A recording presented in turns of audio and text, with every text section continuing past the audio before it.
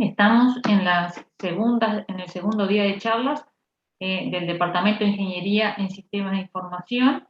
Le agradecemos a su directora, a su secretario y a los docentes y a ustedes, a todos los presentes, por asistir a las mismas.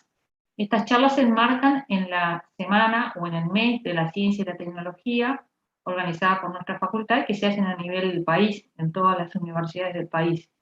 Creemos que es un encuentro muy valedero para que todo el público, los alumnos, los docentes y gente externa a la facultad sepa en qué se está trabajando en el área de investigación, que por ahí no es tan común, y sobre todo en esta época de pandemia, donde no podemos asistir a la facultad. Así que bueno, muchísimas gracias. Comenzamos con la primera charla, que se llama Búsqueda por similitud de rostros.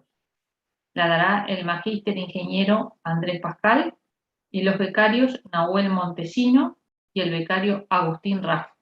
Adelante. Bien, muy buenas noches a todos. Vamos a compartir.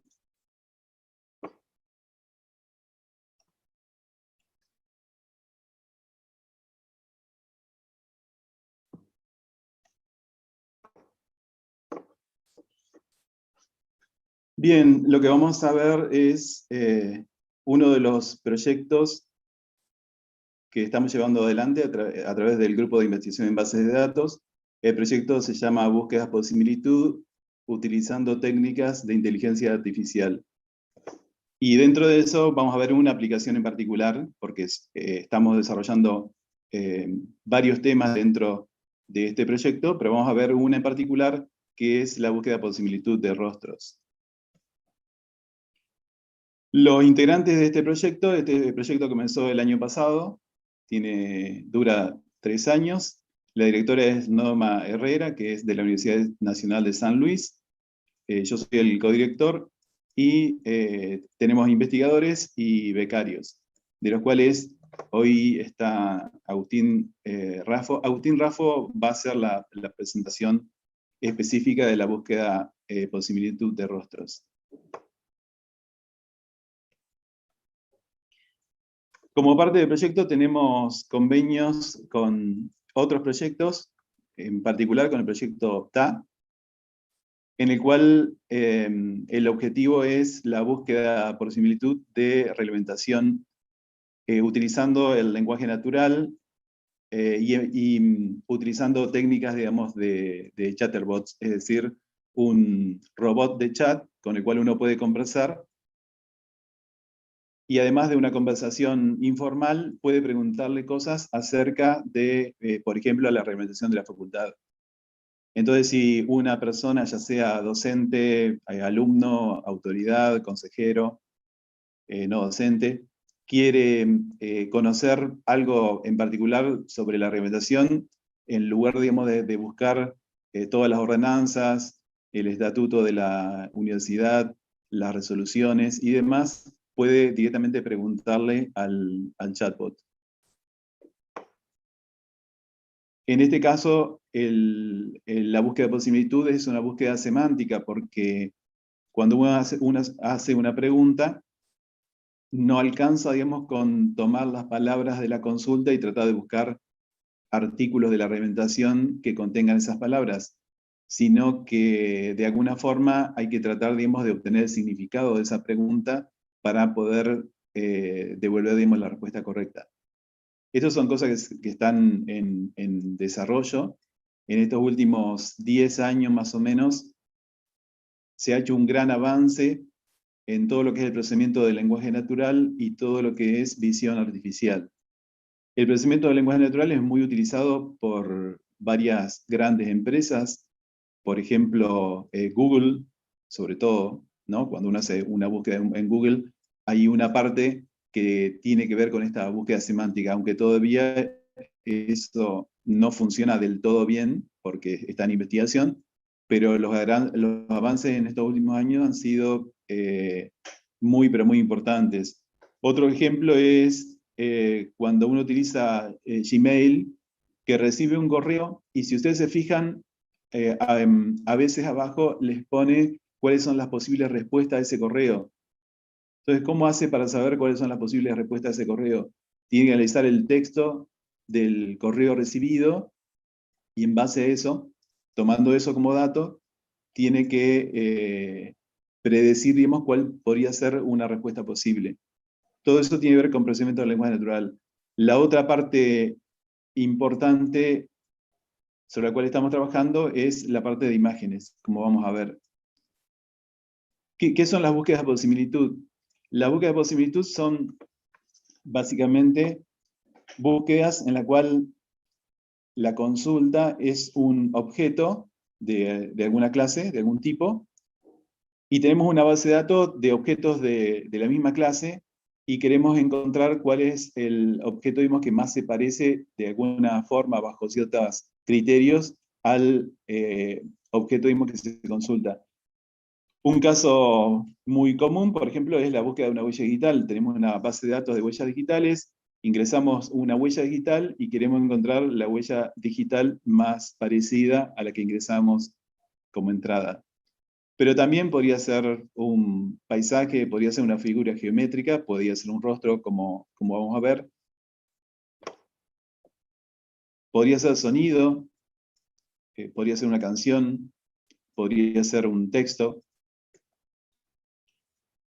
Para eso uno da una serie de pasos. Primero, usualmente hay un preprocesamiento de ese objeto para, digamos, normalizarlo. Después, un paso fundamental es la extracción de características. La extracción de características es tomar ese objeto y tratar de determinar ciertas características que definen ese objeto y que lo hacen distinto a otros objetos de la misma clase.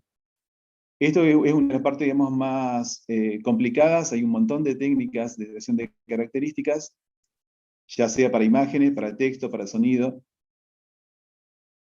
Y una vez que uno extrae esas características, usualmente tiene un vector de características o algún otro objeto que las representa, y a través de lo que llama una función de distancia, que es una función a la cual le damos dos representaciones de las características de dos objetos distintos, y lo que hace es compararlas y me devuelve algún valor. Cuando ese valor es cercano a cero, significa, digamos, que las imágenes esas son similares, y si es más lejano, significa, digamos, que son más distintas. Además de eso, hay otro aspecto, digamos, de la búsqueda por similitud, que son los métodos de acceso. Los métodos de acceso son básicamente estructuras, en muchos casos son árboles, que lo que nos permiten hacer es buscar más rápidamente el objeto, digamos, que estoy consultando. Porque si tengo una base de datos muy grande, de millones de elementos, aunque todo lo demás funcione bien, si no tengo algún método de acceso, lo que voy a tener que hacer es comparar el objeto que estoy consultando con cada uno de los elementos de la base de datos, y eso podría demorar, digamos, demasiado tiempo. Entonces, la parte de los métodos de acceso tiene que ver con la eficiencia de esa búsqueda.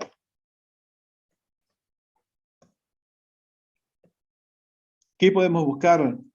Por ejemplo, podríamos tener una foto de una pintura y una base de datos de pinturas, y querer saber, digamos, cuál es la imagen que más se parece para encontrar, digamos, la pintura que estoy buscando. Vamos a suponer que no sepa cuál es el nombre de esa pintura, bueno, y quiero ubicarla. Cuando estamos comparando dos imágenes, hay que tener en cuenta que la imagen puede... yo puedo tener una foto, por ejemplo, de la imagen. Entonces la imagen puede estar más clara, puede estar más oscura, puede estar un poquito rotada, puede estar trasladada.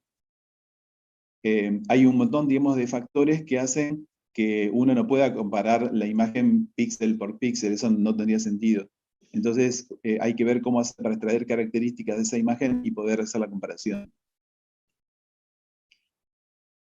Algunas otras aplicaciones en las cuales he estado trabajando sobre búsqueda por similitud es la búsqueda por similitud de marcas de ganado, que son hay un registro de marcas con el cual, digamos, se identifica el ganado, Y en ese registro uno no puede tener marcas que sean muy parecidas porque se confundiría, digamos, los animales, digamos, de una empresa o de un productor con otro.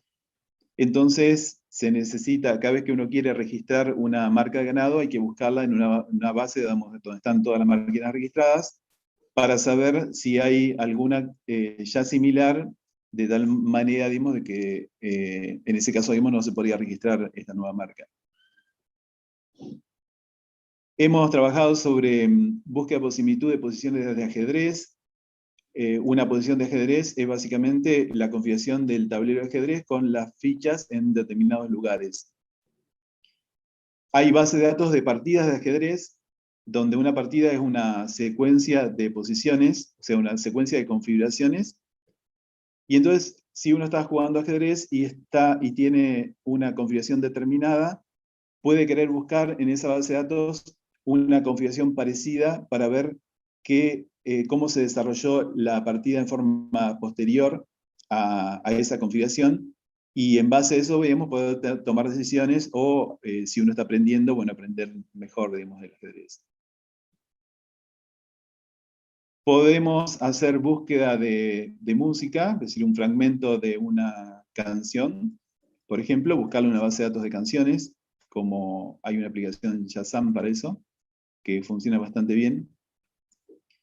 Y bueno, y podríamos hacer búsqueda de rostros. Si yo tengo la foto, digamos, de una persona en particular, y supongamos que tengo una gran base de datos de imágenes, o tengo la web, digamos, con rostros registrados, digamos, en muchos sitios distintos, o por ejemplo, Facebook o cualquier otra red social, digamos, que tenga rostros de personas, y uno quiere hacer una búsqueda, digamos, de una persona en particular para saber quién es, o para saber si hay alguien parecido, porque yo podría estar buscando alguna persona que actúe como doble de una película, por ejemplo, necesito una persona muy parecida, capaz que no es la misma. Bueno, esto sería otro caso, digamos, de aplicación de búsqueda por similitud, en este caso de rostros. Hay un montón de aplicaciones de las búsquedas por similitud. Bien, y el proyecto actual entonces combina las búsquedas por similitud con algunas técnicas de inteligencia artificial. El concepto de inteligencia artificial surgió ya hace unos 60 años atrás, con la pregunta de saber o de simplemente preguntarse si un dispositivo, si una máquina podía pensar o no. Alan Turing escribió un artículo muy importante, digamos, que de alguna forma da origen a esto de la inteligencia artificial. La inteligencia artificial es cierto comportamiento inteligente que pueden tener las máquinas, que probablemente sea distinta a la inteligencia humana, pero sí me manifiesta, digamos, un comportamiento inteligente. Una de las ramas más importantes es el machine learning, es decir, el aprendizaje automático. Es decir, podemos construir dispositivos y en realidad programas que puedan aprender cosas. Bueno, el machine learning es una de las cosas que se ha desarrollado mucho en estas últimas 2 décadas, y que tiene como aplicación muchas otras cosas, como por ejemplo computer vision, o sea, visión por computadora, o visión, digamos, de la computadora, que sería a partir, digamos, de imágenes o a partir de video, poder, por ejemplo, reconocer los objetos que hay en esas imágenes. También procesamiento del lenguaje natural, representación de conocimiento y varias otras ramas. ¿Para qué podemos utilizar la inteligencia artificial, entre otras cosas? Por ejemplo, para clasificación. En el caso de imágenes, si tengo vamos a suponer que tenga imágenes de una base de datos con imágenes de perros y de gatos. Y entonces tengo una foto, digamos, de un perro, por ejemplo, y quiero saber, quiero tener un mecanismo que reconozca y que me diga esto es un perro, y si tengo una foto de un gato, quiero que me reconozca y que me diga esto es un gato. ahí clasifico. ¿Qué es clasificar? Tomar un objeto y definir cuál es su clase. En el caso, si yo tengo perros y gatos y solamente estoy haciendo clasificación de estas dos categorías, entonces voy a tener una clase, la clase de perro, y otra clase que sería la clase de gato, y tengo un objeto y quiero, digamos, que este mecanismo de inteligencia artificial lo clasifique, me diga si pertenece a esta clase o a esta otra clase. La detección de objetos es, dentro de una imagen, encontrar un objeto particular. Por ejemplo, yo tengo una imagen que tiene, una foto, digamos, que tiene muchas cosas adentro, y quiero encontrar una parte de esa imagen que sea, no sé, un perro, o que sea una persona, o que sea un auto, una señal de tránsito. Entonces, la detección de objeto es encontrar una parte, digamos, de una imagen correspondiente a un objeto, digamos, de alguna clase en particular. Bueno, segmentación, predicción, hay muchas otras aplicaciones. Por el tiempo voy a ir un poquito más rápido. En la práctica se utiliza inteligencia artificial, por ejemplo, para reconocer patentes de autos, para detectar los rostros dentro de una cámara, cuando uno saca una foto, detectar, digamos, dónde están los rostros, detectar, digamos, si está riendo o no. En este momento hay una aplicación muy importante que tiene que ver con la conducción automática de autos. Bueno, chatbot. Dentro de la inteligencia artificial hay una subdisciplina que es el estudio, digamos, de las redes neuronales artificiales. Las redes neuronales artificiales son como una simulación, en realidad modificada, porque nuestras redes neuronales del cerebro no funcionan exactamente así, pero a partir, digamos, del modelo del cerebro se crearon modelos matemáticos que se llaman redes neuronales artificiales, los cuales una red neuronal artificial se le ingresa un vector de valores. Ese vector de valores van a ser simplemente características, que pueden ser características de una persona, características de cualquier cosa. Por ejemplo, podría ser una serie de características de una película. Vamos a ver que estamos en Netflix y queremos, la empresa Netflix quiere hacer una recomendación de películas a la persona que están viendo. Entonces, ¿cómo se puede hacer eso? Primero, tengo que tomar una serie de características de cada película. Por ejemplo, el rubro, digamos, de la película. Así tendríamos una serie de características. Esas características conformarían un vector que sería la entrada, digamos, a la red neuronal. Que sería en esta parte, digamos, donde dice entrada 1, entrada 2, cada uno de esos es un elemento, digamos, de ese vector. Por ejemplo, el rubro de la película. Entonces, después tenemos lo que se llama una capa oculta, que en realidad pueden ser varias, pero vamos a ver que tengamos una capa oculta, con nodos, donde cada una de las entradas está conectada a cada uno de esos nodos. Las flechas que hay entre la capa de entrada y la capa oculta son flechas que indican relación, pero que indican un peso. Un peso simplemente es un valor numérico, digamos, un valor real. Entonces, cuando yo le doy las características de una película como entrada, se hace un cálculo para pasar de la capa de entrada a la capa oculta, que es básicamente una sumatoria de términos de productos. Y luego, desde cada uno de esos nodos de la capa oculta, hay otro cálculo para la capa de salida, que en este caso, digamos, tiene un solo nodo, pero puede tener varios nodos. Acá tengo un solo nodo, ese nodo me va a estar indicando, en el caso de la película, cuál es el porcentaje que se predice respecto a si la persona le gusta o no esa película. Entonces, una vez que una persona mira muchas películas, y vamos a ver que le ponga alguna calificación entonces está diciendo que esas películas son películas, digamos, que les gustaron. Esas películas que le gustaron a esa persona van a permitir que yo pueda entrenar la red.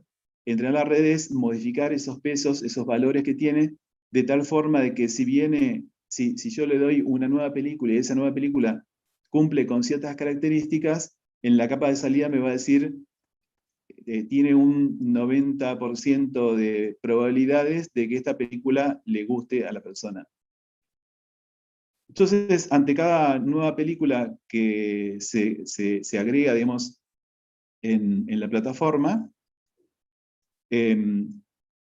yo puedo tener una red neuronal asociada a cada persona, que me estaría de alguna forma determinando el perfil de esa persona, y en base a eso, tomo cada una de esas películas, la paso por la red y me dice, bueno, esta le va a gustar, o tiene tanta probabilidad de que le guste, esta no, esta sí, y de ahí, digamos, hago la recomendación. Este es el esquema básico, digamos, de una red neuronal artificial. Y acá tengo una sola capa oculta y tengo una sola capa de salida. Pero en realidad podemos tener muchas capas. En la diapositiva anterior que mostraba esa red, esa red en este caso serían las últimas 3 capas, el que dice FC6, FC7 y FC8, a la cual en lo que llaman las redes neuronales profundas convolucionales se le agregan un montón de capas antes. Y este tipo de red sirve específicamente para el tratamiento de imágenes, aunque se puede usar también para otras cosas, pero sobre todo está pensado para el tratamiento de imágenes. ¿Por qué? Porque en la red anterior, ese vector que yo le daba de entrada, lo tenía que sacar de algún lado. Cuando el vector es un vector de características y las características se calculan en forma simple, no hay ningún problema, yo puedo usar la red de esa forma. Pero cuando estoy trabajando con imágenes, necesito primero extraer las características de esa imagen para después pasarla por la red. Cosa que se estaba haciendo antes de las redes convolucionales, se hacía de esa forma. Se buscaban otras técnicas de extracción de características y posteriormente se pasaban, digamos, a través de la red. Pero en estos últimos 10 años se desarrollaron nuevas técnicas que causaron como una explosión de la efectividad, digamos, de estas redes, las redes profundas convolucionales. Son profundas porque tienen muchas capas, no tienen una sola capa, y son convolucionales porque tienen una serie de capas que son estas primeras capas, convolucional COM1, COM2, etc., que lo que hacen es tratar la imagen haciendo una especie de extracción de características. Entonces, esa primer parte que antes había que hacerla diseñando algoritmos específicos para realizar esa extracción de características, ahora se puede hacer en forma directa a través de las capas convolucionales, y además se puede entrenar la red completa, incluyendo la parte de extracción de características. Estas capas convolucionales tienen una serie de filtros. Un filtro es básicamente una pequeña matriz, como se indica acá abajo, un filtro de 3×3 con ciertos valores, y estos filtros, digamos, se aplican a cada uno de los píxeles, digamos, de la imagen. Haciendo un cálculo que básicamente son productos y sumatorias nomás, no es un cálculo complicado. Y a partir de estos filtros, la imagen se transforma, digamos, en una nueva imagen. También se puede ir achicando, se puede ir agrandando esa imagen de acuerdo a los filtros, digamos, que estoy utilizando. A través, digamos, del uso de estos filtros y del entrenamiento, digamos, de la red, lo que voy haciendo es extrayendo las características y después haciendo, digamos, la clasificación. Esto es en forma muy rápida y muy general. Ahora, las redes convolucionales profundas funcionan muy, pero muy bien para la clasificación, pero no la podemos usar en forma directa para buscar por similitud. ¿Por qué? Y bueno, porque primero que están orientadas a la clasificación, no a la búsqueda por similitud. ¿Cuál es la diferencia? Una de las diferencias importantes es que cuando yo clasifico, las clases las conozco de antemano y tengo una cantidad de clases estática. Si yo quiero agregar nuevas clases, tengo que modificar la estructura, digamos, de la red neuronal. En la búsqueda, digamos, si yo estuviese clasificando, si estuviese haciendo búsqueda por similitud, por ejemplo, de esas marcas de ganado, y tengo 10.000 marcas de ganado distintas, entonces podría construir una red convolucional para hacer la clasificación de esas 10.000 marcas distintas. Cada marca sería una clase en particular. Pero después, si yo sigo agregando nuevas marcas, tengo que modificar la estructura de la red porque tengo que agregar nuevas clases. Ese es uno de los problemas. Y el otro problema importante es que para usar las redes convolucionales necesito una base enorme de entrenamiento. Es decir, de cada marca debería tener miles de imágenes de la misma marca, pero con pequeñas modificaciones para que pueda hacer el entrenamiento.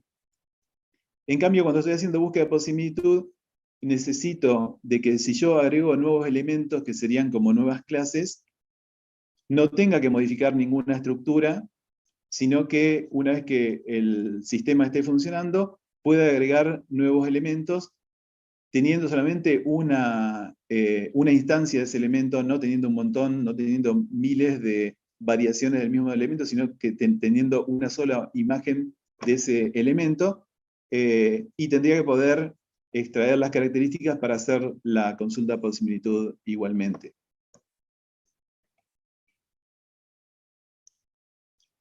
Entonces, en la búsqueda por similitud de rostros tenemos alguna diferencia con otras cosas respecto a rostros o a otros objetos. Esto es un poquito para aclarar, digamos, qué significa cada cosa.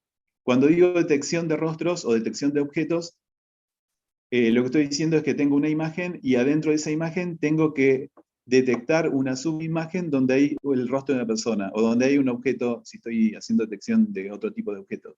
Eso es detección. Verificación es, yo sé a qué persona tiene que pertenecer este rostro, por ejemplo, y entonces tomo una imagen y verifico si realmente es esa persona. La verificación es lo que hacen los celulares, por ejemplo, que tienen activación por rostro, en el cual se entrenó, digamos, la red para el rostro de la persona, digamos, del dueño del celular. Primero el dueño del celular tuvo que ponerse adelante del celular y moverlo un poco para tomar varias imágenes y después hacer el entrenamiento que lo hace internamente. Entonces después hace la verificación. El celular ya sabe, digamos, que la persona, que el dueño de ese celular es una persona determinada, entonces tiene una red o algún mecanismo que lo único que va a hacer es tratar de detectar si ese rostro es o no es. Entonces la relación es 1 a 1, digamos, no tengo una base con varios rostros donde busco. Otra cosa es la identificación, donde ahí sí tengo varios, en este caso varios rostros, pero la identificación es estática, ¿no? Tengo 100 rostros ya definidos, y entonces lo que quiero hacer es, tengo una imagen y saber si esa imagen es del rostro, es de la persona 1, de la 2, o hasta la 100. Y como decíamos antes, en la búsqueda por similitud, el problema es que esto es dinámico. No tengo 100 rostros hoy, y mañana 105, y pasado 110, y voy incrementando constantemente, y no quiero tener que modificar la red y hacer todo el reentrenamiento, que puede ser muy costoso, para agregar nuevos elementos. Entonces hay nuevas estructuras que se están definiendo, o nuevas formas de uso de las redes convolucionales para que sirvan como extracción de características, y también, digamos, hay unas estructuras que están basadas en las redes profundas convolucionales que se llaman redes siameses, que también se están comenzando a utilizar para estas cosas. Bien, Ahora Agustín les va a comentar específicamente qué es lo que estamos haciendo sobre la búsqueda de rostros. Un detalle más antes de darle a Agustín es que es importante, digamos, que uno se atreva a investigar, que se una a los grupos de investigación. El aprendizaje que uno tiene en investigación es un aprendizaje adicional, digamos, a la carrera, que es muy importante y que puede hacer una diferencia el día de mañana. Y otra cosa que quería comentarles, sobre todo si hay gente, digamos, de los primeros años, es que todo el tema, digamos, de cálculo vectorial, o sea, de los vectores, de las matrices, y muchas cosas, digamos, de matemática discreta, de álgebra, de análisis, se utilizan en inteligencia artificial, por lo cual denle importancia, digamos, a toda la base matemática, probabilidad estadística también fundamental. Toda la base matemática es muy importante para cuando uno quiere hacer este tipo de cosas. Si uno se mete muy adentro, ¿no? Si queremos modificar internamente cómo funciona o cómo entrena una red neuronal, tenemos que conocer muy bien todo este tipo de temas de matemáticas. Bien, entonces ahora le dejo a Agustín y después hacia el final dejamos abierto para preguntas.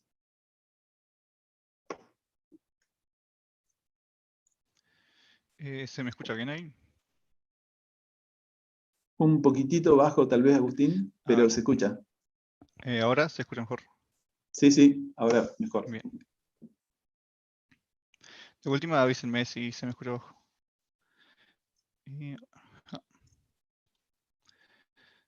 Bueno, primero, buenas noches. Y segundo, soy Agustín Raffo, estudiante de la carrera de Ingeniería de Sistema, y con Nahuel este año nos unimos al grupo de investigación de base de datos en la rama de búsqueda por similitud.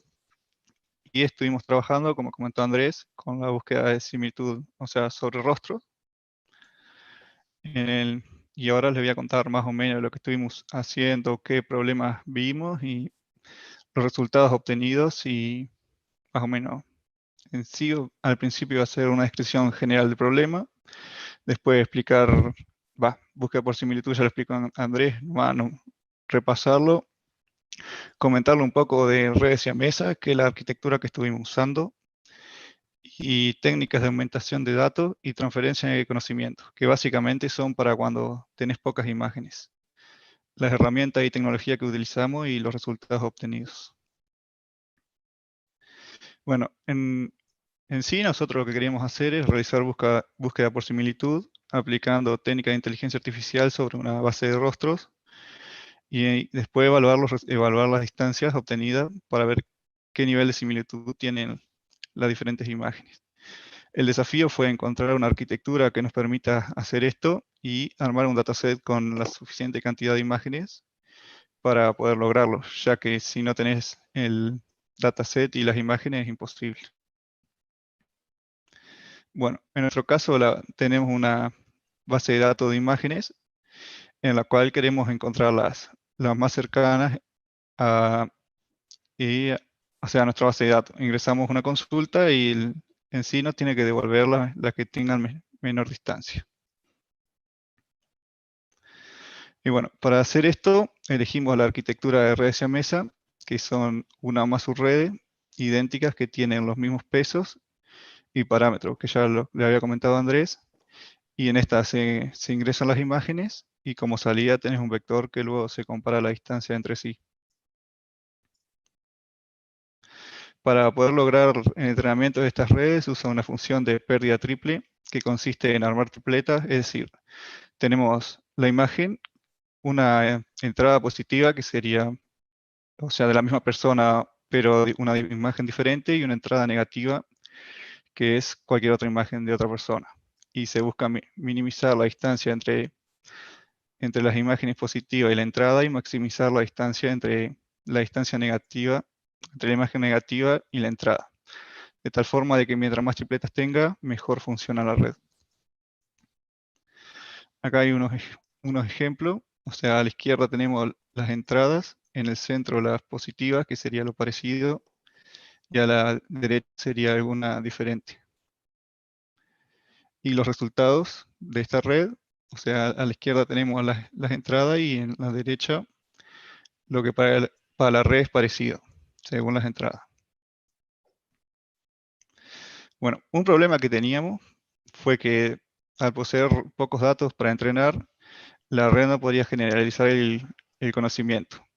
Un ejemplo de esto sería que querés reconocer razas de perro y ingresás para entrenar una sola raza, y si querés que la red reconozca 10 razas diferentes, va a fallar, ya que al tener poca materia prima no aprende bien. Para eso, para solventar estos problemas, estuvimos investigando qué podíamos hacer y encontramos dos técnicas que nos parecieron muy interesantes. Una de ellas es la aumentación de datos, que dado una imagen base, aplicando diferentes transformaciones, como pueden ser rotaciones, zoom, desplazamiento, entre otras, obtenés diferentes imágenes que sean similares a la inicial. Acá, como en el ejemplo, podemos ver que está rotado el gato a la derecha y acá se ha desplazado. Y otra técnica que investigamos es transferencia de conocimiento, que está dada una red ya entrenada con miles o millones de imágenes, se la puede tomar y adecuarla según nuestras necesidades con un conjunto reducido y volver a reentrenarla. Es decir, tomás la red neuronal y haces modificaciones a las últimas capas y ahí agregas tus imágenes y lo que querés obtener. Y la volvés a reentrenar y haciendo leves cambios en las capas anteriores de manera que se corrijan para los nuevos resultados. Bien, luego de esto, nosotros teníamos al principio 2.500 imágenes de rostros y a aplicar aumentación llegamos a obtener 75.000. Y con estas imágenes ya podíamos comenzar a entrenar y desarrollar la red. Entonces, implementamos la arquitectura de la red siamesa y creamos las tripletas con las imágenes que teníamos. Esto lo realizamos con Keras y TensorFlow, que es una librería de código abierto que permite de manera sencilla definir modelos y luego entrenarlos. De tal forma que con una línea de código podés programar una capa y también podés meter diferentes parámetros para que ir viendo si el resultado del entrenamiento va bien o la capacidad de aprendizaje.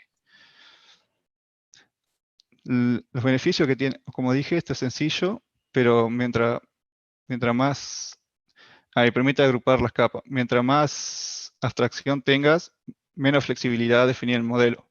Porque uno podría definirlo puramente con Python para controlar todo, y ahí controlas cada neurona, cómo la transferencia de información, las diferentes funciones. Pero mientras más subís, menos podés realizar esas operaciones. Acá están las herramientas que nombré. Y bueno, después de realizar pruebas con las imágenes, no tuvimos buenos resultados debido a que parece que con las imágenes aumentadas no funcionaron y las tripletas debían tener imágenes diferentes de la misma persona. Entonces, como anteriormente habíamos probado con BGG Face, que es un modelo que ya fue entrenado con alrededor de 3 millones de imágenes, lo tomamos y lo utilizamos para obtener los vectores característicos. En sí, como es una red convolucional neuronal, como explicó Andrés, que se le pasa las imágenes, en cada píxel por cada píxel se usa una neurona de entrada y se hacen diferentes operaciones matemáticas para extraer las características.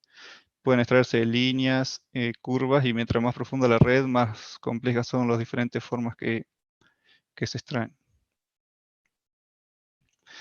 Acá hay algunos resultados después de realizar pruebas con Famoso, que las imágenes de la izquierda son las entradas y a la derecha sería nuestra base de datos de consulta. Y pudimos ver que en los tres casos la obtuvo en el primer lugar y con una distancia relativamente menor con respecto a los otros. Y también podemos ver que en el segundo caso, trajo similar por el corte de pelo. Y también si se busca, se va a ver que por diferentes rasgos, tipo la nariz, los ojos, que también trae imágenes parecidas. Bueno, después a continuación que probamos el modelo con imágenes de famoso, realizamos pruebas con nuestras imágenes que no eran de famoso para ver cómo se comportaban. Se obtuvo el modelo a través del BGG Face, le pasamos las 2500 imágenes y obtuvimos los vectores característicos y los almacenamos en Postgre. Después hicimos lo mismo con 50 imágenes de consulta y al final calculamos las distancias entre sí. Y en esas distancias, en una primera pasada lo realizamos sin realizar ninguna operación sobre las imágenes y obtuvimos que en primer lugar detectó de las 50 imágenes 2 ejemplos, en segundo lugar 2, tercer lugar 4, mayores a tercer lugar 8 y no encontró 24. Y después usando diferentes funciones de normalización que provee TensorFlow, probamos nuevamente con las imágenes y ahora mejoró significativamente, ya que en el primer lugar halló 16 imágenes y en el segundo lugar encontró 8. Y bueno, y hasta ahora seguimos investigando. Próximamente vamos a tratar de obtener los parámetros con cuales fue entrenada BGG Face para normalizar nuestros datos, así aumenta la tasa de aciertos con respecto a los primeros lugares. Y a las imágenes que tenemos vamos a aplicar transferencia de conocimiento para reentrenar la red y aparte vamos a obtener más imágenes con técnicas de aumentación, como les comenté. Y bueno, eso sería todo de mi parte.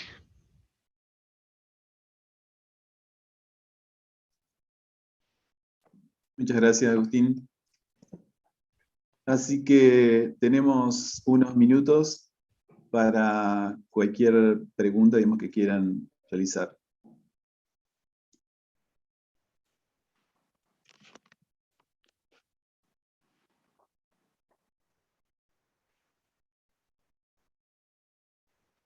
Están tímidos, Andrés, no preguntan. Sí, sí.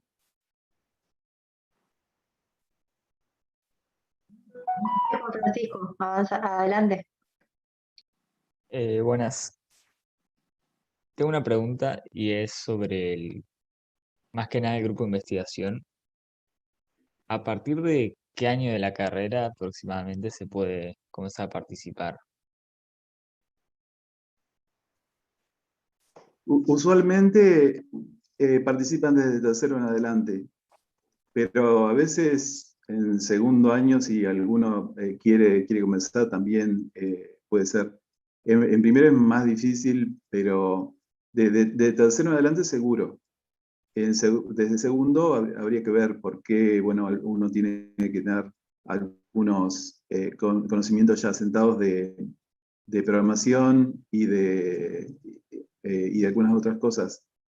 De todos modos, cualquier persona, digamos, que esté interesada se puede contactar con alguno de nosotros, porque a veces hay personas, digamos, que han estado investigando por su cuenta sobre algunos temas y les interesa mucho, y entonces capaz que ya tienen algún conocimiento de eso y pueden realizar un aporte importante también. Así que de tercero en adelante, pero cualquier persona que esté interesado y que todavía no esté en tercero, también puede consultar y vemos cómo hacer.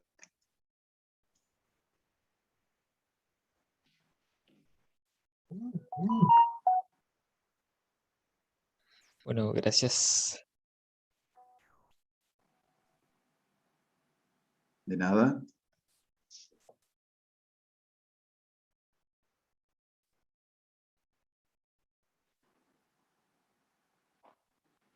¿No hay más preguntas?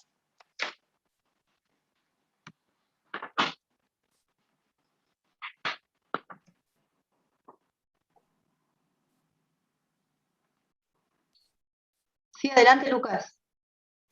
Yo quería preguntar cómo sería cuando utilizan redes neuronales ya entrenadas. No sé cómo decirlo. Ustedes pueden acceder a las imágenes utilizaron para entrenarla o solamente en utilizarla como si fuera un programa, por así decirlo.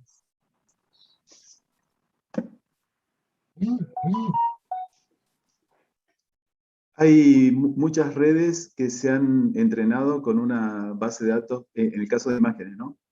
Que se han entrenado con una base de datos bastante grande, que tiene millones, digamos, de imágenes, que se llama ImageNet, ImageNet, que se ha utilizado, digamos, se creó la base esta hace unos 10 años atrás, más o menos, y se ha utilizado como una medida, como una forma estándar de comparar distintas técnicas. Entonces, el tema de las bases de datos de entrenamiento es que no solamente tengo que tener un montón de imágenes, sino que además, para esas imágenes, tengo que tener la etiqueta que me dice, digamos, de a qué clase pertenece. Por ejemplo, vamos a ver que tenga imágenes de autos. Entonces tengo que tener, para cada una de esas imágenes de autos, tengo que tener la etiqueta que me dice que eso es un auto. Y después tengo personas, y bueno, entonces me tiene que decir que es una persona. Además, dentro de autos podría ¿Ahí me ser escuchás? que Qué también, pelotuda. Soledad, tenés abierto el Soledad. micrófono. Entonces, tenés etiquetas asociadas a cada una de esas imágenes. Y como tiene que ser una cantidad enorme, ¿no? A veces millones, digamos, para que se entrene bien, entonces es complicado, digamos, formar esas bases de datos. Pero se ha hecho el trabajo, por ejemplo, con esta ImageNet, y hay otras bases más, donde esas bases, digamos, son todas abiertas. O sea, uno puede acceder y puede bajar todas las imágenes y conocemos todas las etiquetas. Entonces puede entrenar con eso. También existen bases de datos de otras cosas, ¿no? Pero en el caso de imágenes, esa es una base de datos más importante. De todos modos, en el caso, por ejemplo, esto de las imágenes de rostro sobre las cuales, digamos, nosotros tomamos algunas redes entrenadas, en ese caso no tomamos la base de datos en sí, digamos, no tenemos la base de datos con todas las imágenes, sino que tenemos la red ya entrenada, digamos, con sus pesos. Pero muchas de esas bases están abiertas, y hay otras bases que no. Google, Facebook y otras de las más grandes empresas del mundo tienen enormes bases de datos con las cuales realizan este tipo de entrenamientos, y a veces no las ponen a disposición del público. A veces tienen hay cuestiones, digamos, legales, ¿no? Y otras veces son cuestiones comerciales nomás. En este tipo de cosas, estas grandes empresas, Google, Facebook, IBM, bueno, hay una serie, digamos, de grandes empresas que son algunas de las que han realizado mayor cantidad de avances en todas estas técnicas.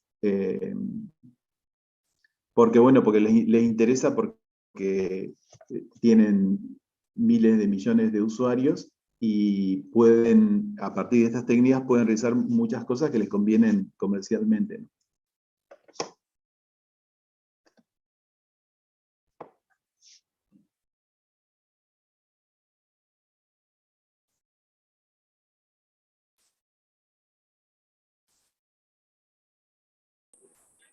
Buenas noches, Andrés. Yo tenía Hola, una León. pregunta de cuando hablaron de la, si no me equivoco, transferencia de conocimiento, creo que era. Y era si eso es que abastece a tu base de datos o adiestra tu forma de trabajar o de aprender de la inteligencia con la que vos ya contás. Claro.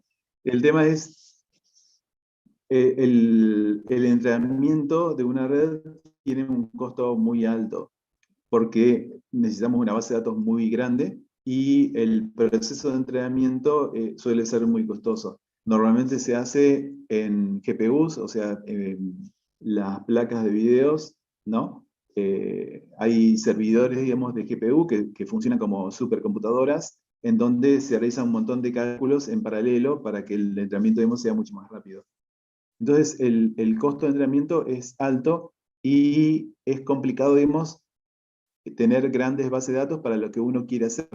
Entonces, en principio, digamos, ¿cuál es la solución cuando tenemos pocos datos y poca capacidad de entrenamiento? La solución es tomar alguna red ya entrenada que tiene que tener las mismas clases o básicas o clases muy parecidas, ¿no? Yo tomo una red entrenada de rostros porque quiero hacer cálculos de clasificación o de búsqueda por similitud sobre rostro, ¿no? No voy a tomar una que esté entrenada sobre perros y gatos, sobre alguna otra cosa. Entonces, tomo esa red entrenada con probablemente cientos de miles de elementos, millones de elementos, porque esa red ya va a estar reconocida todas ciertas características en el caso de los rostros. Igualmente, no es totalmente directo. O sea, si yo tomo esa red y después la pruebo, digamos, con rostros de nuevas personas, no es que me va a funcionar bien. O sea, en general no me va a funcionar tan bien. Pero yo tomo eso, vemos como los datos de partida ya entrenados, y entonces lo que hago es reentrenar con mi base de datos, que tiene pocos elementos, pocos rostros, tendrá distintas clases, cada clase va a ser una persona en ese caso. Entonces, tomo esa base, esa red entrenada, no toma la base de datos de los rostros con la cual se entrenó, tomo la red entrenada con los pesos, que serían los valores, digamos, que se modifican, los parámetros que tiene que se modifican para que funcione, digamos, para este tipo, digamos, de objetos. Y entonces la reentreno con mi base de datos, que es más chica, pero la mayor parte ya está entrenada. Eso funciona, digamos, bastante bien. Bien, bien, perfecto.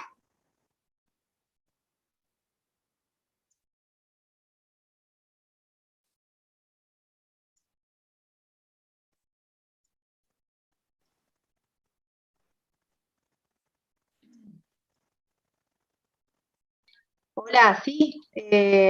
Hacer la pregunta que se la paso a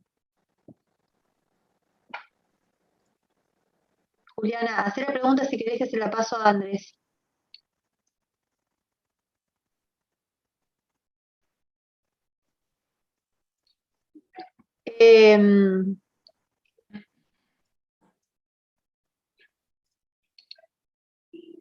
Dice Juliana, me gustaría preguntar sobre el proceso de evaluación para determinar el porcentaje de aciertos o algo así que mencionaron, para determinar si funcionan o no las redes.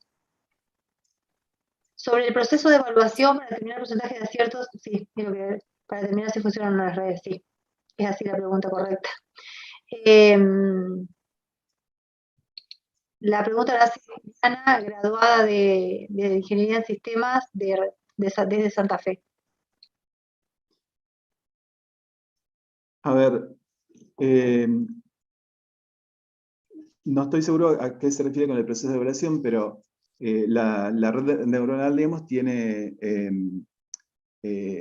digamos, está configurada, digamos, para determinar, vamos a suponer que tenga 10 clases, y entonces para cada una de esas clases, cuando yo le doy un objeto, me va a decir qué probabilidad, digamos, tiene de que pertenezca a la primera clase, qué probabilidad tiene que pertenezca a la segunda clase y demás.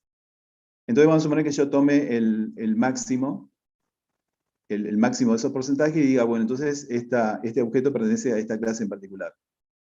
Bien, entonces cada vez que yo le paso una imagen a la red, me va a decir a qué clase pertenece, que sería el valor máximo que tenga para esa clase. Después, a partir de ahí, yo calculo, digamos, una tasa de acierto, o sea, me fijo en cuántos casos tomó, digamos, el valor real, o sea, coincide, digamos, con el valor que está etiquetado, y en cuántos casos no. Eso es así en términos muy generales. Hay distintas métricas, digamos, para medir, digamos, cuál es la efectividad, digamos, de uno de estos mecanismos. De estas métricas, una es la que mide esta cantidad, digamos, de acierto. En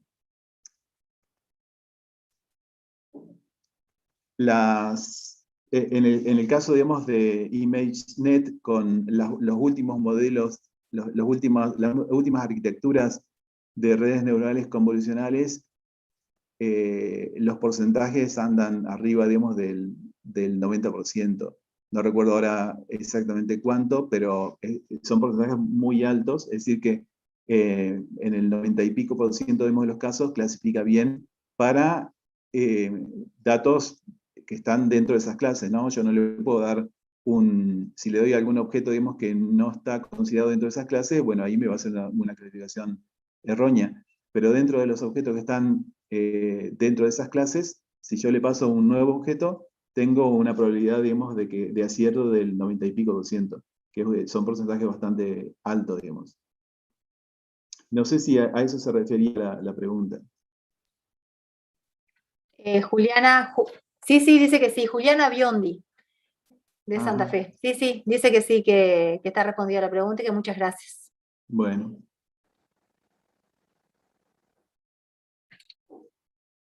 No sé si hay más preguntas, ya casi estamos en tiempo, porque ahora viene la charla siguiente. No sé si hay alguna otra pregunta, si no, me parece que eso sería todo. Y muchas gracias a todos, digamos, por estar, por interesarse.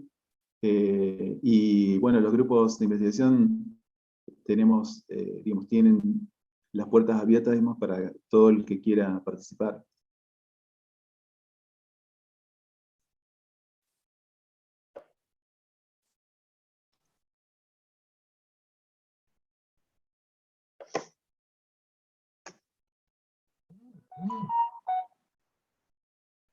Continuamos entonces con la próxima charla.